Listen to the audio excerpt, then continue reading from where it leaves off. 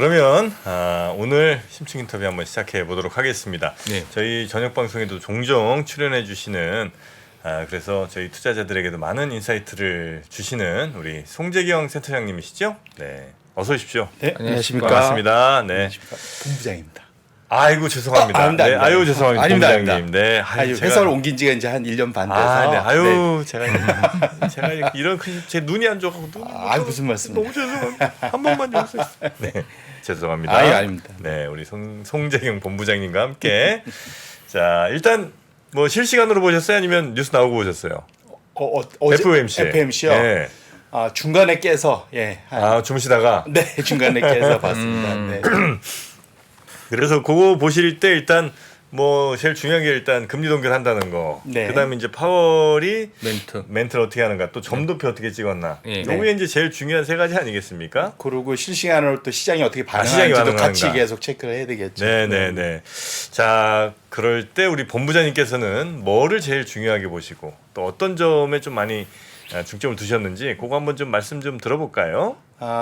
뭐 오늘 그냥 어차피 이따가 저희 점도표 가지고 한번 얘기하긴 할 텐데요. 네. 기본적으로 이번에는 모든 분들이 미리 예측을 했었죠. 사실은 뭐 그렇죠. 그러니까 동결을 하는데 앞에 이제 매파적 동결, 뭐 이거 다들 예측이 다 돼 있었던 상황입니다. 근데 사실은 이거는 이미 밖에서 좀 더 선배인 레리 서머스 전 재무장관, 지금 하버드대 교수, 네. 그분도 이번에 동결할 거면 50bp를 열어놓고 상승을 열어놓고 동결해라라고 이미 한 2주 전부터 압력을 가하고 있었고요. 네. 그 다음에 오바마의 오바마 정부 때 대통령실 경제 자문이었던 제이슨 퍼먼이라는 지금 하버드대 경제학과 교수, 그분도 자기 같았으면 이번에 25, 7월에 25 이렇게 빨리 올리겠다. 네. 하지만 뭐 지금도 나쁘지 않다. 이제 이런 코멘트가 나왔었습니다. 그래서 기본적으로는 일단 예상된 거다. 그런데 이제 지금 아마 어제 오늘 시장이 이제 여기에 대한 해석들을 지금 상당히 다양하게 지금 하고 있는데 하는 과정인 거죠, 지금이. 그럼요. 네. 저는 아직 시작도 안 된 거라고 보고 그래요? 있고요. 네네. 적어도 지금 7월 달까지 지금 한 달 가까이 남아 있지 않습니까? 그래서 그 기간 동안 매파들도 나올 거고 비둘기도 나올 거고 엄청 자기 주장들을 할 겁니다. 근데 네. 어쨌거나 중요한 거는 포인트는 첫 번째로는 50bp를 열어뒀다라는 거고요. 뭐 사실은 이 차트를 그냥 먼저 그러면 보고 얘기를 하시죠. 뭐. 네. 이게 이제 점도표는 뭐 많이 보신 분들 잘 아시겠지만 총 18개의 점이 찍혀 있습니다.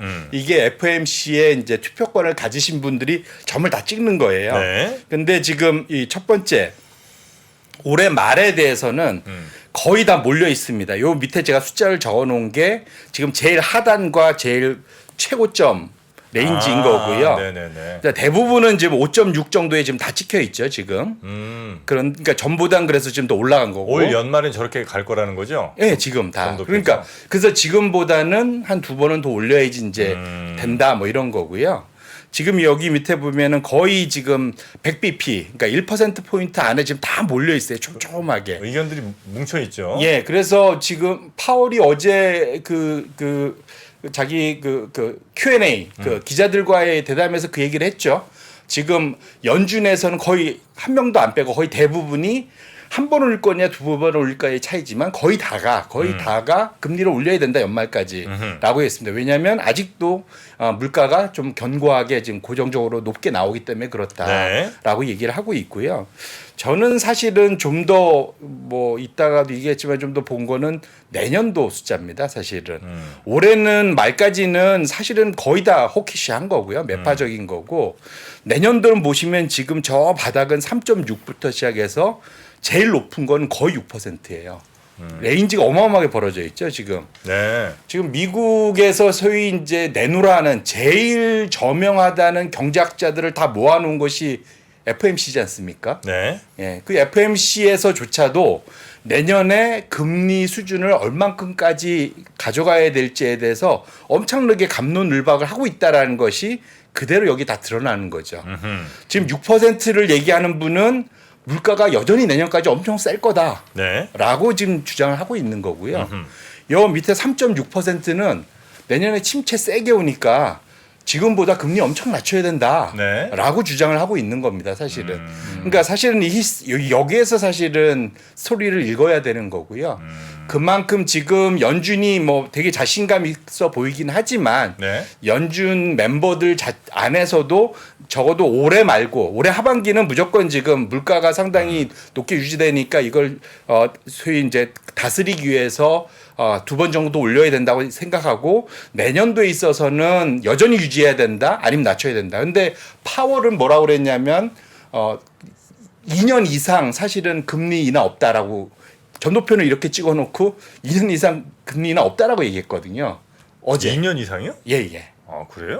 couple of years라고 얘기했거든요. 까로 그렇게 얘기했습니다. 그러니까 사실은 그 18명의 점도표하고도 또 파월의 말하고도 또 다른 겁니다. 그래서 지금 제가 드리고 싶은 말씀은 지금 FOMC를 지금 앞에 이제까지 오늘 나오신 분들 어떻게 해석했을지 모르지만 네. 그러니까 보통 이제 기다렸던 이걸 이제 좋게 해석하신 분들은 기다렸던 거 이제 다 나왔다라고 말하시는 분도 있으실 거고 뭐 또 이제 걱정한다는 분도 있고 뭐 이렇게 이제 갈리긴 하겠지만 적어도 연준 의원들의 견해는 상당히 많이 갈리고 있다라는 측면에서 여전히 불확실성이 내년까지 물가와 관련해서 상존하고 있다라고 보셔야 될 것 네. 같습니다. 그럼 지금 시장에서 가장 궁금해하는 게 과연 2번 올릴 수 있느냐? 왜냐면 지금 4번인가 남았잖아요. 네네네. 7월달, 9월달, 10월달, 12월달. 맞습니다. 4번 남았는데 그 기간이 너무 이제 횟수가 적으니까 과연 가능하냐? 그게 제일 궁금한 것 같고 그 다음에 이제 아까 내년도 말씀하시면 내년도는 100% 금리 인하한다고 하는데.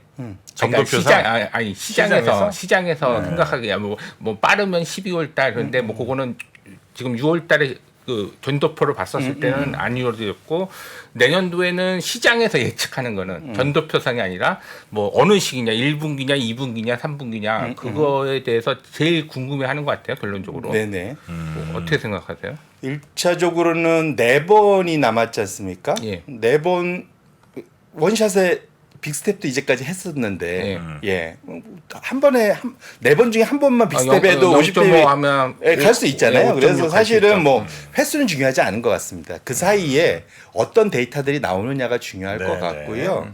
이따가 사실은 올해 상반기 왜 이렇게 장이 핫했느냐에 대한 유동성과 관련된 얘기도 해보겠지만 기본적으로 6월달 들어와서는 지금 뭘 해야 되냐면 부채 한도 협상 타결이 됐지 않습니까? 걱정들 많이 했는데 그러면 사실은 이제부터는 지금 재무부가 소위 이제 자기 그 금고에다가 현금을 다시 땡겨야 됩니다. 지금 금고가 텅텅 비었거든요.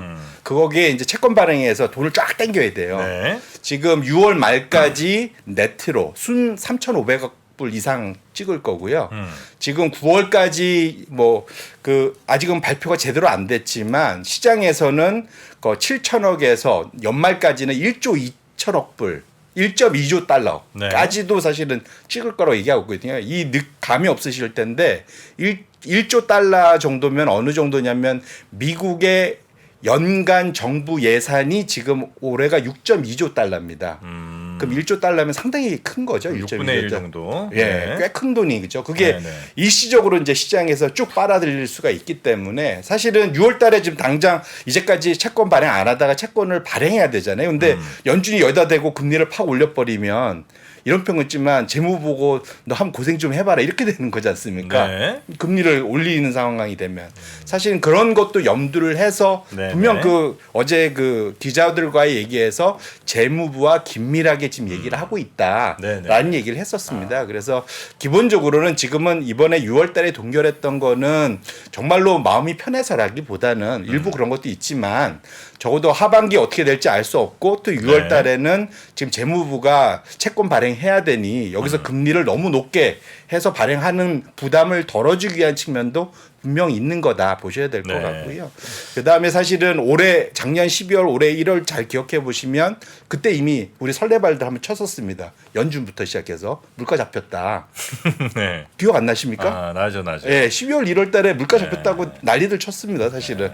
그러다 바로 이제 그다음부터 2, 3월부터 금리가 다시 물가 올라가면서 네. 다들 깜짝 놀랐잖아요. 중간에 심지어는 SVB 사태가 있음에도 불구하고 네. 지금 사실은 근원 물가는 여전히 좀 강하게 5%대 이상으로 강하게 나타나고 있는 거지 않습니까? 그래서 그렇게 놓고 보면 하반기에 완전히 물가가 쭉 떨어진다라고 그 누구도 단언할 수 없는 상황이라서 그렇기 때문에 지금 연말까지 2번 인상할 네. 수 있는 그런 소위 옵션을 충분히 갖고 네, 가고 거기서 상당수는 지금 여기 6%, 6.1도 있잖아요, 사실은. 네. 그럼 지금 몇 번 더 올라가야 됩니까? 그러니까 심지어는 그렇게까지 얘기하는 분들도 있어서 네. 지금 아까 말한 대로 지금은 좀 상황 자체를 너무 이걸 가지고 이제 아전 인수격 해석을 해서는 안 된다 이렇게 알겠습니다. 말씀을 드리겠습니다. 그럼 그렇게 되면 이제 아까 이제 3,500억 달러 네네. 6월 말까지 발행하기 때문에 예. RRP 금리를 좀 낮춰고 재무 금리는 높아야지 이게 돈이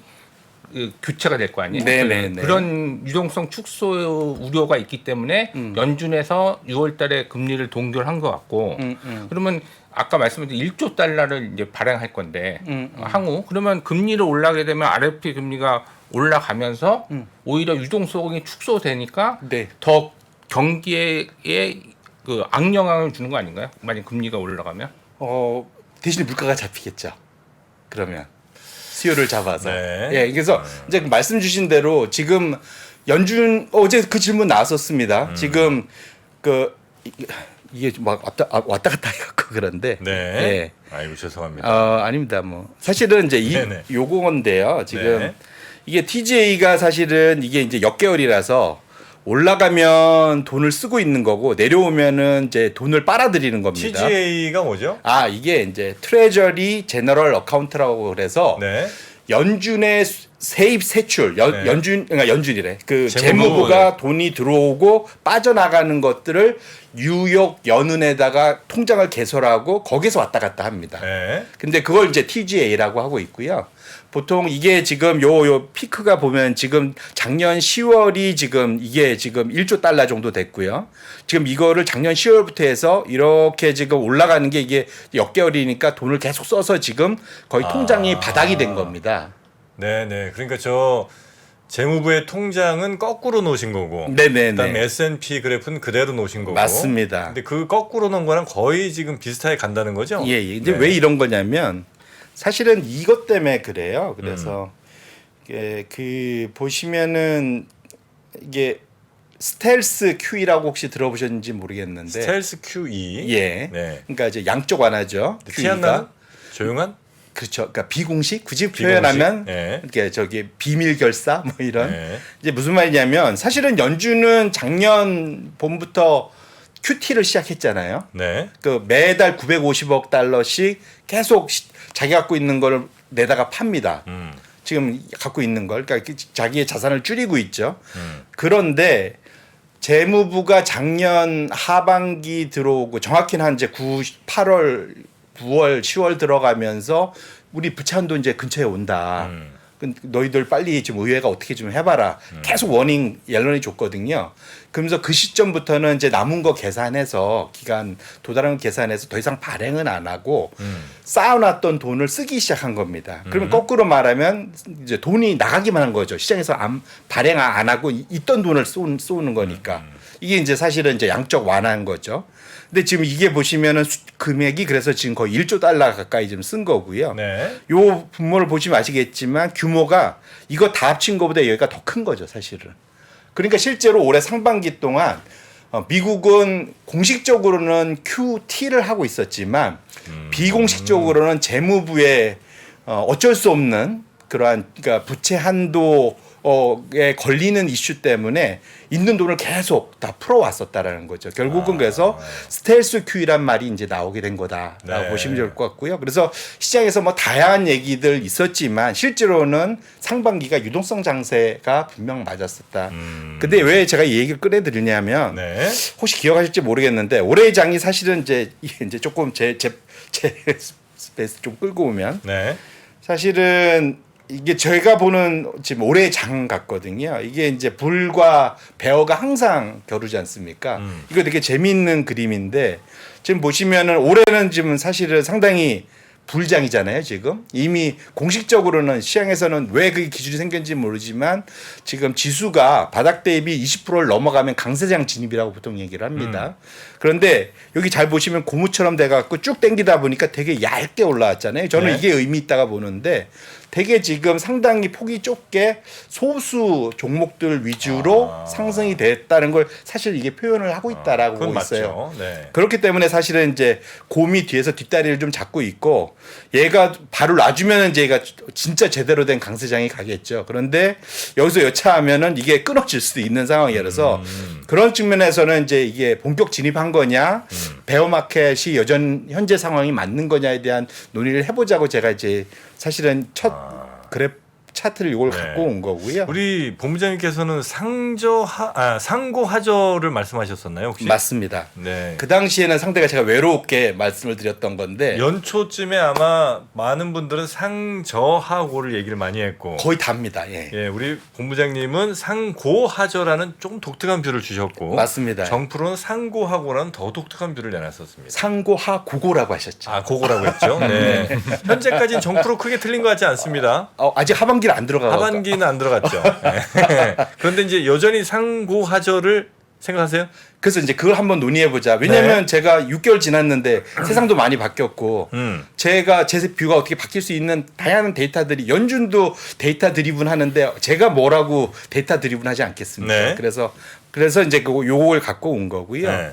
지금 보시면 지금 요게 말씀하신 대로 제가 상고 하저를 제가 이제 1월 3일 날 나와서 얘기했고 제가 찾아보니까 1월 26일 날 나와서 맞습니다. 얘기를 했더라고요. 네. 상고를 제가 얘기했던 것 중에 기본적으로는 첫 번째 말씀 주신 대로 몽땅 다 상저하고였어요.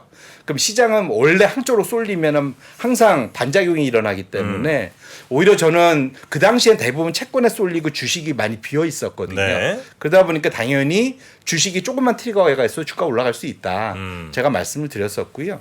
그 당시 당연히 중국 리오프닝 기대감 이건 기대해 볼 만하다 말씀을 드렸었고, 그다음에 미국이 상당히 초과 저축이 많이 남아 있어서 이거 계속 연말까지 쓰다 보면은 특히 상반기는 소비가 상당히 강할 거다 말씀을 드렸는데요. 사실은 이 중에 3번은 맞았고 2번은 사실은 약간 중간에 안 힘이 맞았죠. 빠졌죠. 살짝. 예, 예. 쏠림 현상도 맞았습니다. 근데 네.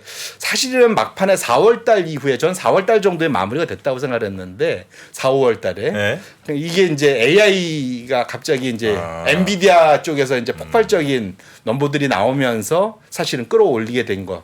그런 것이 이제 제가 예측지 못한 유동성, 사실 아까 말한 스텔스 QE와 AI 열기가 지금까지 마지막에 꼭지를 따면서 시장을 상당히 특히 나스닥백 같은 경우는 뭐 30% 이상 10월달 이후로는 상승하는 모습을 보였다. 네. 말씀을 드리고 싶고요. 그 당시에 그러면 제가 그 당시에 하저는 어떤 이유를 갖고 제가 근거를 했냐면 하반기로 갈수록 금리 인상이 계속적으로 빠르기 때문에 역대급으로 금리 인상을 해왔기 때문에 분명 효과가 있을 거다. 그게 첫 번째. 그다음에 위험 시그널이 그때부터도 일부 나타나기 시작했었거든요. 그래서 그런 것들을 말씀을 드렸었고, 그다음에 이런 것들이 영향을 미치면 미국의 아무리 견고한 소비나 고용도 하반기 갈수록 둔화되고 이것이 여차해서 좀 과한 그러한 정책이 되면은 사실은 침착할 수도 있다. 네. 말씀을 드렸던 이제 그런 근거를 말씀을 드린 거고요. 그래서 이제 사실은 아까 말씀드린 대로 요건 이제 아까 중간에 질문이 막 들어와서 제가 대답하느라고 사용을 했지만 네. 사실은 10월 달 이후에 미국은 지금까지는 정확히 부채 한도 협상이 되기까지는 실제로는 스텔스 QE가 벌어졌었던 거다. 유동성 장세가 뭐 다양한 스토리를 붙이는데 원래 유동성 장세 때는 엄청난 내러티브들이 나오는 거거든요. 그렇지 않습니까? 이런 이야기 저런 상상 막 계속해서 들어가죠. 그럼요. 네. 뭐 10년, 20년 뒤에 거 다 땡기고 뭐 네. 지금 있는 거 엄청 뭐 2년 후에 뭐 대박 나고 뭐 별거 다 네. 얘기하지 않습니까? 그래서 결국은 이런 스텔스 QE가 있다 보니까 네. 시장에서 조그만 긍정적인 스토리도 상당히 이제 먹히는 네. 그런 장이 이제 사실은 지난 상반기 올 지금 6월 말까지 벌어지고 있는 거다 보셔야 될 것 같고요. 네. 실제로 그래서 아까 말씀드린 대로 유동성에서 대표적으로 이 미국 재무부가 지금 그 소위 리빌드 이제는 계속 썼죠. 지금 1조 달러를 시장에다 내다 풀면서 사실은 이 바닥 10월 달에 바닥 만들고 S&P 500 끌어올리고 지금 사실은 나스닥 100은 이거보다 더 많이 올랐죠. 그래서 끌어올렸는데 이제는 사실은 이제 6월 지금 하반호를로 가고 7, 8, 9 뒤로 가면서 이걸 다시 축적을 해야 된다는 거죠. 근데 지금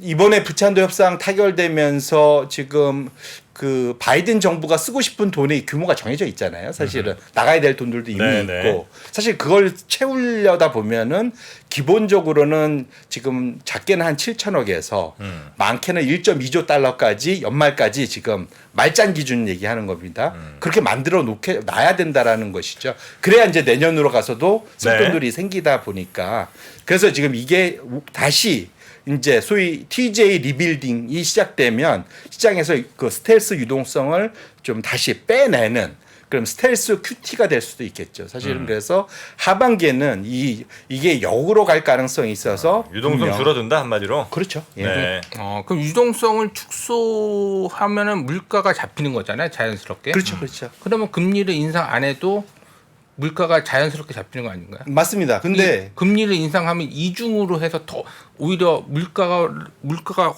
훨씬 더 나빠지면서 경기를 침체시키면서 물가를 잡는 거니까. 근데 사실 우리가 금리 보고 물가 보는 이유가 이것이 자산 가격에 미치는 영향 때문에 우리가 보는 거잖아요. 사실은 이 논리가 주식 이것 때문에 더 오를 거야 빠질 거야를 사실 그걸 보려고 앞에 이 독립 변수들을 좀 보는 거지 않겠습니까? 근데 지금 말씀드린 대로 뭐가 먼저이든 간에 지금 적어도 지금 제가 드리고 싶은 말씀은 그 하반기에 사실은 이렇게 해서 유동성이 빠져나가면 상대적으로 근데 이거는 사실은 실물 경기보다는 이거는 사실은 소위 이제 이 금융 자산들 이쪽에 더 영향을 바로바로 주죠. 그래서 지금 말씀 주신 거하고는 약간의 그 질문에는 괴리가 있는 것 같고요. 그 사이에는.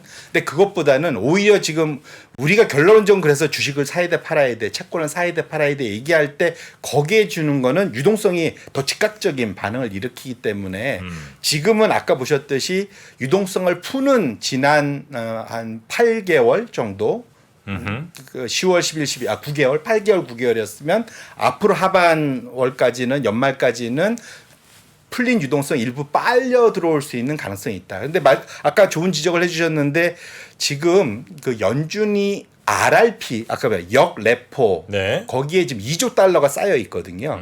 그래서 지금 시장에서는 이 유동성 크게 걱정 안 해도 돼 말을 하는 게 그 신규로 T빌이 발행이 되면 단기 미국 국채가 발행이 되면 지금 RRP에서 자금이 빠져나와서 그러니까 오른쪽 주머니가 왼쪽 주머니에 들어가는 효과가 있어서 시장에서 유동성 축소 크게 크지 않을 거야라는 제 주장이 있고요.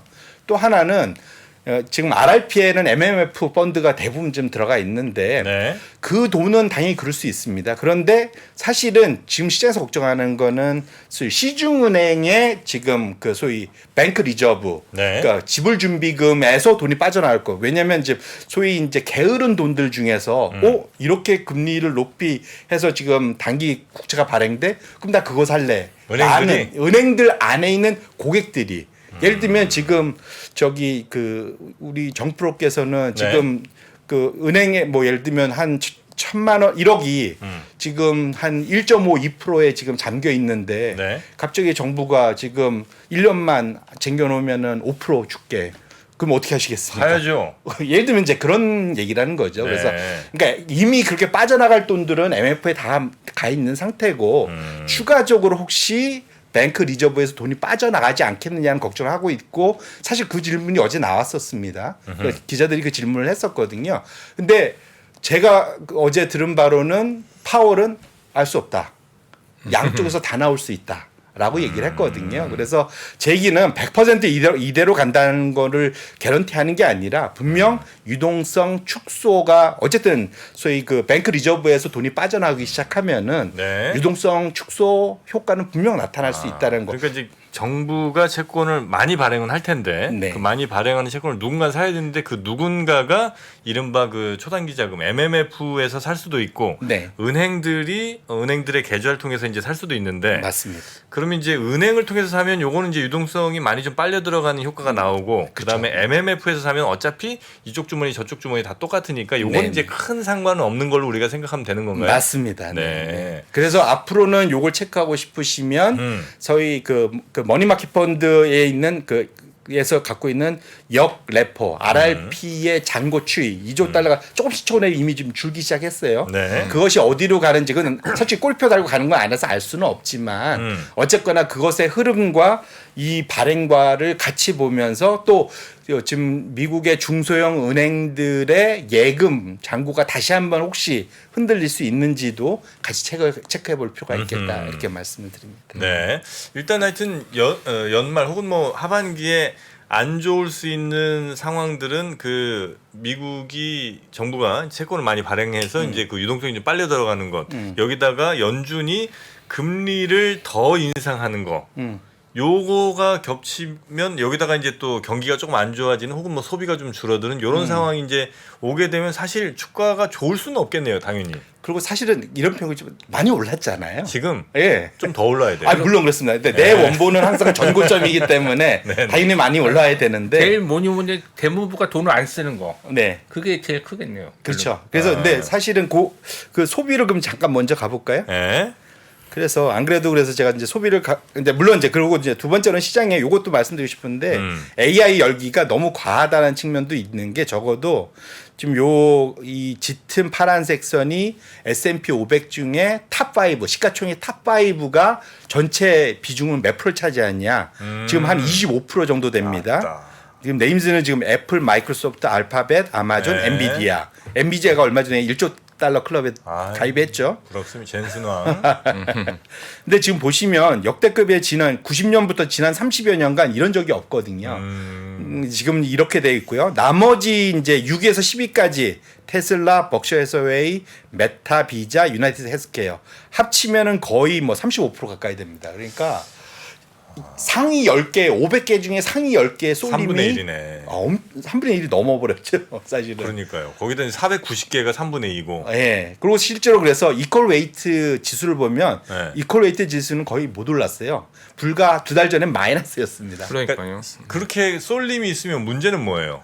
아시겠지만 얘네들이 조금만 삐끗하면은 전체가 쉽게 무너지는 거죠. 그래서 원래 대세 상승기라는 거는 어떤 식으로 보통 표현하냐면 사실은 그러니까 200일선 기준으로 전고점을 돌파했던 전체 비율이 얼마나 되느냐. 보통 그런 것들이 60%, 80%, 90% 이렇게 가거든요. 그러니까 전반적으로 온기를 느끼는 그런 게 이제 안정적으로 장기 호황이 되는 거고 네. 지금 이런 거는 사실은 상당히 좀 뭐랄까 조금은 좀 불안한 그런 상승. 그래서 제가 첫 번째 이 그림에서 이렇게 얇은 그런 지금 상승세가 지금 나타나고 있는 거다라고 말씀을 드리고 있는 거예요. 네네네. 그러니까 전반적으로 52주 신고가가 개수가 많아야 되는데 맞습니다. 지금은 일부 종목에만 한정돼 있다는 거죠. 네네. 자, 쏠림이 일단 심하다. 네네. 자, 그리고 또 뭐 있습니까? 그래서 이제 아까 말씀드린 대로 그러면 이제 제가 말씀드린 대로 이제 지금까지도 좋은 이제 소비가 하반기로 가면 어떻게 될 거냐. 소비가 어떻게 될 거냐? 네, 이거 이제 되게 중요합니다.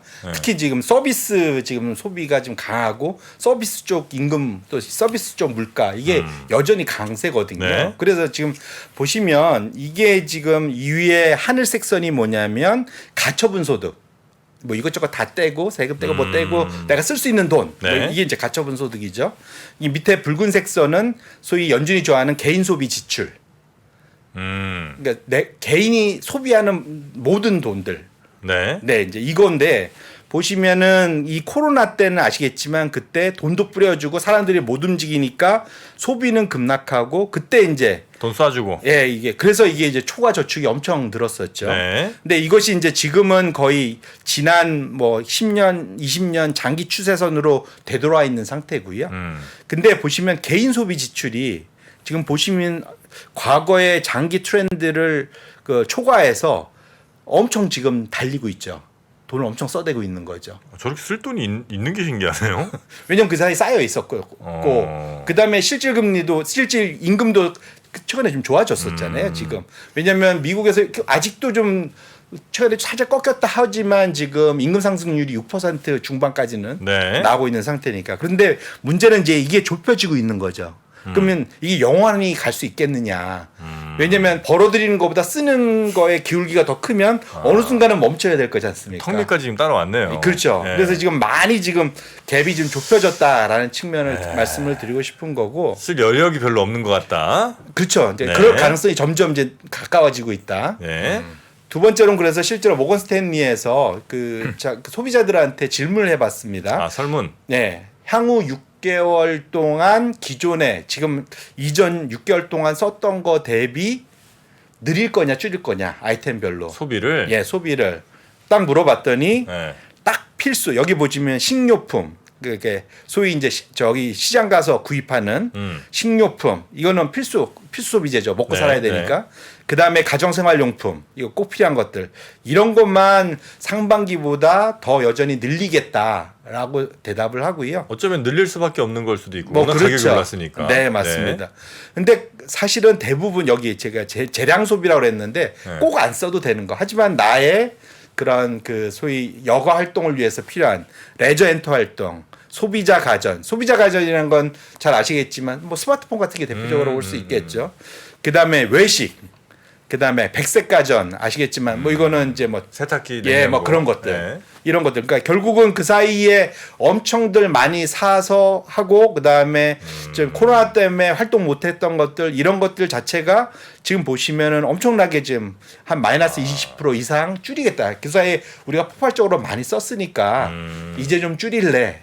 라는 질문들 이제 대답들이 나오기 시작하는 거죠. 뭐. 근데 실제로 줄인다고 대답해도 저거보단 분명히 더 쓸 거예요. 아 물론 그렇겠죠. 안 쓸 거라고 나도 늘 생각하거든요. 하지만 나도 모르게 지갑이 나가는 걸. 아, 예, 예. 근데 이제 물론 그래서 소비라는 게 한 번 늘면 줄기가 참 어려운 게 어쩔 수 없긴 하지만 근데 그러다 보면 만약에 이제 지갑이 헐거워지면 네. 얇아지면 뭐 어쩔 수 없이 못 쓰겠죠. 예, 그러니까 근데 그게 이제 아까 요 보신 대로 아, 이게 이제 좁혀지고 있다라는 거. 네네. 이 지갑이 조금 얇아지고 있다라는 거를 어. 한번 보실 필요가 있겠다 말씀을 드리고 싶고요. 네. 그 다음에 사실은 그래서 이런 것들이 다 포함돼서 이게 제가 이제 1월 1월 말에 그 하절을 얘기할 때 대표적으로 때 같이 공부했던 컨퍼런스 보드의 경기 선행 지수라는 게 있습니다. 이것이 보통 이제 마이너스 4%를 뚫고 내려가면 이제 침체 가능성이 있고 지금 여기 보시면 거의 마이너스 10% 가까이 와 있잖아요. 네. 지금 그러면 이 회색 이 그 영역 회색 막대 그래프가 있는 데들이 다 미국의 공식적인 침체 구간들입니다. 보시면 이게 왼쪽으로 쭉 다 가보면 이 정도 있을 때 침체가 안 온 적이 거의 한 번도 없죠. 이때는 뭐 사실은 덜 왔는데도 침체가 왔었고. 네. 그러니까 1960년도 이후 데이터니까 엄청 긴 데이터죠, 사실은. 그래서 이게 지금 단 한 번도 이것이 전월 대비 좀 좋아져 본 적이 없이 지금 계속 4월, 5월까지도 지금 계속 아래로 내리꽂고 있습니다. 그래서 지금 현재 수준에서 보면은 아까 우리가 소비에서도 봤지만 경기 침체가 일어날 가능성에 대해서는 여전히 선행 지표는 얘기하고 있다. 근데 어떤 분들은 이번에 코로나 전후로 세상이 많이 바뀌었다 얘기하는 분 있어요. 이번은 다를 거다 얘기하는 분이 있고 그분들이 맞았으면 저도 좋겠어요. 그런데 어쨌거나 저희들은 데이터 드리븐하게 봐야 될 입장에서 본다면 현재 데이터가 얘기하는 거는 뒤로 가면 갈수록 그리고 아까 저희가 연준이 얘기한 걸 봤을수록 사실은 침체 가능성이 나온다라고 볼 수가 있는 거죠. 연준에서 계속 얘기하는 건 고용 지표가 좋기 때문에 물가가 빨리 안 잡는다. 그렇게 얘기를 하잖아요. 그럼 네. 고용 지표도 좀 저 개인 소비 지출이 줄면 좀 줄어들까요? 그러니까 고용 지표도 사실은 이 중소기업들 거는 최근 들어서는 확실하게 좀 이제 이미 좀 약세로 좀 고용도 안 좋아요. 아니 그러니까 여전히 튼실하지만 그러니까 일부에서는 이제 아주 작은 소기업들은 소위 이제 좀 과잉으로 그 구인이 워낙 안 됐잖아요. 네. 구직보다는 구인이 훨씬 많았기 때문에 그런 게 안 됐기 때문에 좀 욕심을 사람들에 대한 욕심을 냈었는데 그 욕심을 최근 들어서는 소기업들은 좀 버리고 있어요. 특히 제조업들 위주로는 아까 보셨듯이 이제 백색 가전 이런 거 안 사든 되잖아요. 네. 그러면 굳이 사실은 제조업 쪽에서 사람을 많이 뽑을 이유는 없겠죠. 그래서 그런 측면에서는 분명 그러니까 연준이 제가 보기에는 아까 그 내년도에 대해서 이렇게 버라이어티하게 이렇게 쭉 벌어져 있는 이유가 어떤 분들은 야 여기서 금리 한두 번 더 올리고 나면 불가피하게 침체가 올 수밖에 없어라고 얘기하는 분들도 있고 아니야 이 정도 갖고는 안 잡혀라는 사람들도 있고 그래서 지금 그다음에 물론 중간도 있습니다. 연착륙될 수도 있어라고 얘기하는 분들도 있는 겁니다. 중요한 거는 우리는 여기서 쏠려 있지 못한다는 것이 좀 집중할 필요가 있다. 이 안에서 이제 그걸 말씀드리고 싶습니다. 아니, 그 소비 얘기 조금 더 해주셔야 되는데 만약에 근데 저 그래프만 보면 좀 이상한 게 네, 네. 예를 들어 24년에 뭐 3.6에서 5.9까지 이렇게 폭넓게 있어요. 네. 그럼 이제 좀 높게 유지해야 된다는 사람도 있는 거고 이제 좀 낮춰야 된다는 사람도 있는 것 같은데 낮춰야 된다는 사람들 같은 경우에는 저렇게 낮출 거 3천 몇 가지 낮출 거면 굳이 23년에 이렇게 높게 점을 찍을 필요가 뭐 있습니까? 안 찍으면 되잖아. 좀 더 낮게 찍으면 되잖아요. 근데 그렇게는 안 해요, 근데? 이런 거죠. 과거에 네. 연준이 제가 그 차트는 오늘 빼놓고 왔는데 86년도 이후에 총 9번인가 7번의 긴축 기간이 있었는데 소위 경착륙 없이 연착륙으로 해피엔딩으로 마무리된 건 딱 2번밖에 없습니다. 나머지는 대부분 이렇게 금리를 올리면 네. 경착륙이 왔다는 거죠. 침체를 왔었다는 거고 네. 그걸 지금 이분들은 이제 걱정을 하고 있는 거예요. 사실은 이 밑은. 그러면 그렇게 경착륙 걱정이면 오히려 금리 연말 금리를 이보다 더 낮게 좀 말다해 가야지. 이분들은 소수잖아요. 지금 아직은 저걸 안 버린 거죠. 아 마음에 안 듭니다. 하여튼. 그러니까 경기가 침체 확률적으로도 경착륙이 왔었는데 네. 그러니까 금리를 오히려 뭐 2번 올리는 게 아니라 그냥 좀 유지하다가 오히려 그렇지. 내리는 게 맞지 않겠냐 뭐 네, 그런 네. 결론적으로. 아니 저렇게 해서 경착륙 오면 또 어떡하려고 그래.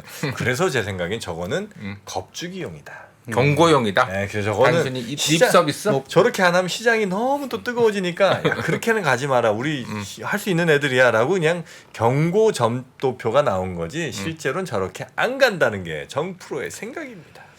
그랬으면 좋겠습니다.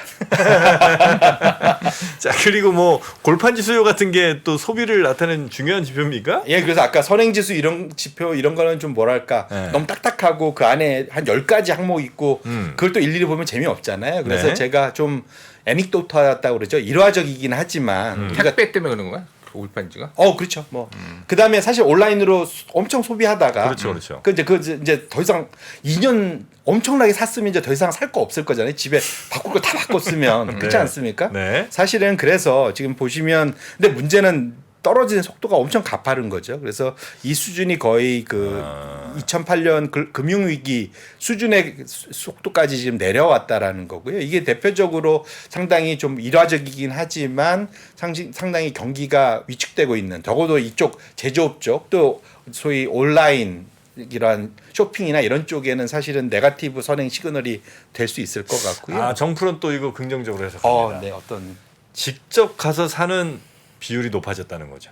네. 예, 이게 온라인으로 사면 당연히 박스죠. 근데 이제 온라인으로 박스로 주문하는 게 아니고 직접 오프라인으로. 매장 가서 예, 그래서 직접 옷도 사고 이러니까 좀 더 비싸도 보고 사고 보고 그렇죠, 만져보고. 그렇죠. 왜냐면 그동안 너무 참고 집에서만 주문하니까 답답한 거지 이 사람들. 네. 엔데믹이 왔으니까 직접 가는 예, 그런 거 아니겠느냐. 네.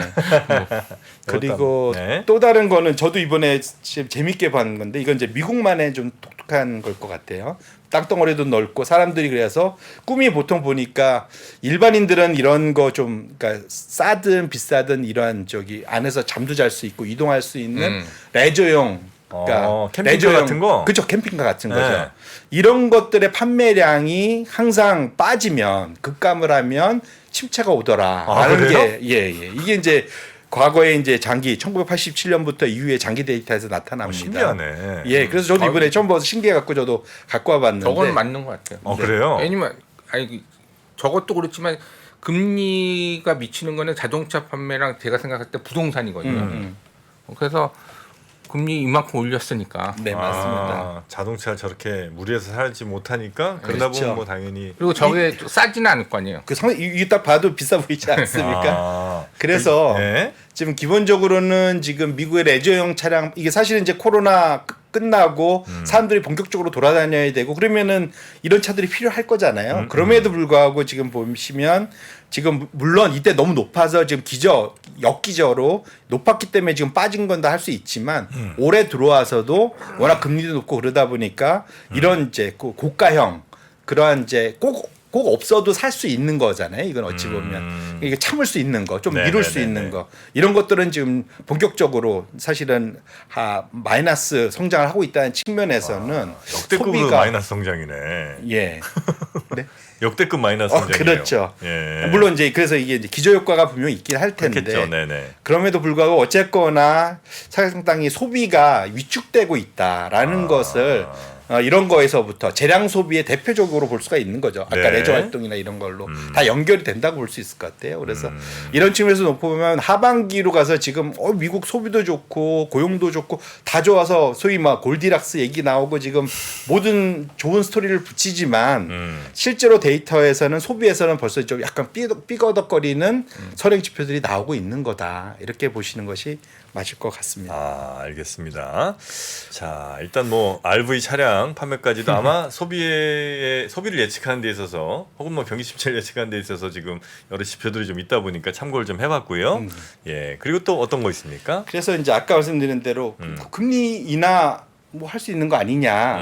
사실은 올해는 이제 금리 인하 쏙 들어갔죠. 지금 어제 연준이 그렇게 금리를 동결했지만 두 번 더 올릴 수 있는 여지를 열어두면서 그 소위 이제 CME 마켓에서 소위 연말 기준으로 연준 금리가 연방 금리가 얼마까지 갈지를 서로 배팅을 합니다. 그 선물이 있는데 그건 이제 5% 넘어갔어요 다시. 그래서 이제는 이제 시장이 올해는 포기를 했습니다.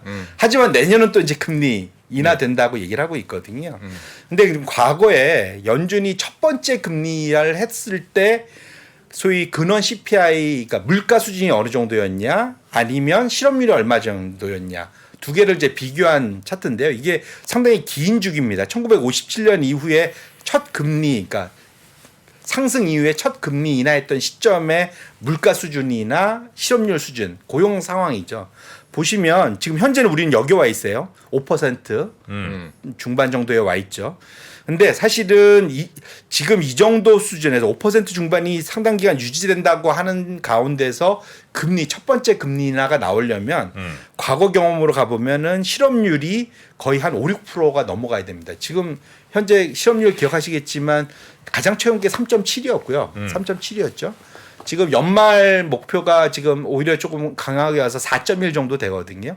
그러니까 사실은 지금 5, 6%까지 간다면 지금 3점 중후반대에서 5, 6% 가면 사실 그거는 침체입니다. 네. 그러니까 침체가 와야 금리 인하를 할 수 있다라는 현재 물가가 유지된다면, 아니면 물가가 이제 급격하게 빠르게 지금 밑으로 내려와야 되죠. 그런데 소비자 물가 이 지금 PCE 기준이나 이런 걸 놓고 봤을 때 지금 소위 이제 근원 물가들은 지금 내려오는 거 하방 안정, 하향 안정은 분명 되고 있는 건 맞지만 상당히 높게 안정화된다는 게 좀 문제예요. 왜냐하면 지금 아까 말씀드린 임금 이슈가 하나 있고 고용 시장이 여전히 좀 있어서, 그다음에 두 번째로는 지금 저기 그 소위 그 임대료, 그러니까 쉘터 쪽 그 소위 그러니까 그 부동산 임대와 관련된 가격이 이제 꺾여서 내려오기 시작을 하는데 선행 지표격인 현재 임대료는 빠르게 내려왔다가 오히려 최근 들어서 진로 인덱스 같은 경우는 다시 좀 우상향으로 올라가는 케이스도 나오거든요. 네. 그래서